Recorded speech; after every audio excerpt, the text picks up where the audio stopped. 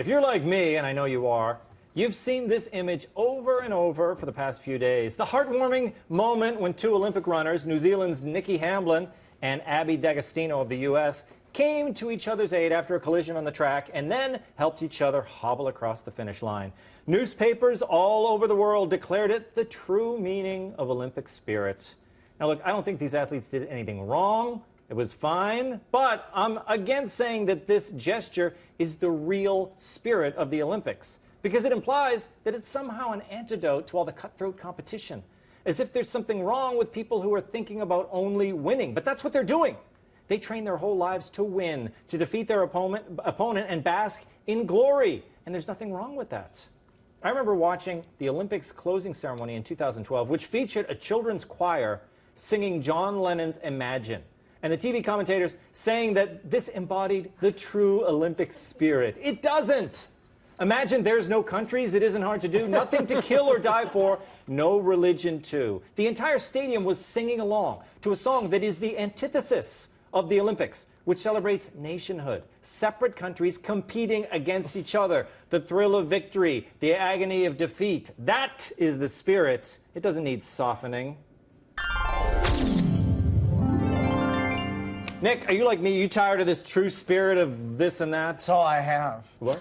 This is all I have. This moment where they help each other out, and I go, I don't know what's going on, but I feel something for once. You know, I love it, man. This is great. Naked women hugging, is that what it is? Because I don't know what else it could be. Let's get those. I mean, I don't look at them like that, but you know what? I mean, you get like, especially when there's just so much like, you know what it is? I think is the judo competition bugged me so much. You get the Egyptian guy who wouldn't shake hands with the Israeli. I was like, oh, these guys can't even fight without fighting, you know? And now you have this happen. You're like, oh, we can be, you know, there is something to it, you know? It's like competition, but like, I don't know. Remember when, like, what was it, the Miracle on Ice in the 80s or whatever, when the Russia didn't show up because they felt like, you know, they were just, we don't go to ceremony, you know? Well, bad sportsmanship is bad. Right. But what I'm saying is this is the opposite. It's great. Look, I don't think you need to have a true spirit of the Olympics, Julie. The true spirit is people beating each other. I'm so with you on this, and it's probably because I've spent the last 6 months trying to get my kid into New York City kindergarten, so nothing is more cutthroat than that. But as far as I'm concerned, the whole spirit of the Olympics is to win. Okay, she tripped, she picked her up, that's very nice. The whole point is to win. That's what it is. And you're so right about this. I could not be more in agreement with you. This is our first agreement. Ever. And I don't know what to do, Julie.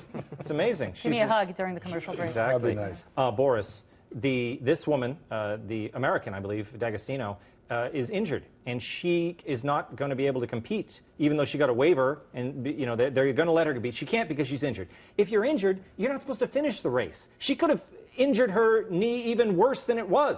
Stay down is what I'm saying. There's one thing I'm definitely not going to do right now, and that's criticize a U.S. Olympic athlete. Oh. I think that'd be a very easy way for me to get in trouble. I'm not going to do that. I think it's beautiful. Let me tell you this. Being part of a presidential campaign and being part of this campaign, which is extremely cutthroat, this is a breath of fresh air. No joke. I spend all day thinking about how we're going to beat Hillary Clinton in this campaign. And to see this, two competitors being nice to each other is great. To be honest with you, this is embarrassing. First I learned of this when someone from your show called me today, asked me what I'm going to say about it. I did not know. So if everyone's watching, I'm not one of those everybody. You really got your nose in the campaign, huh? I'm in it, man. In it to win it. I can't believe you didn't see this, because this has been, I mean, this picture has been constant. Is this on Fox, CNN, or MSNBC? It's on all the news channels, but it's also in everybody's Facebook feed. People are saying this is so inspiring. I don't think it's inspiring. I don't think I mean, if this is inspiring, then it means it was wrong for all those other races to run around them. Did you see them? They ran around them and they finished the race. Well, I actually learned a lesson about the real meaning of Christmas. So that threw me off. I didn't learn about the Olympics. I thought this was a different touching moment. I think she should have held her down. I may be in the minority. Because I remember, do you remember the Olympics when Zola Budd hit the figure-4 leg lock on Mary Decker and tripped her and all that? Yes. And I think they should have an event where the goal is tripping. So you're a big fan of Tanya Harding's, are you? Yeah, a bunch of crybabies here. I think they should have an event where it's foot stomping, and it's the 100-meter, go for it.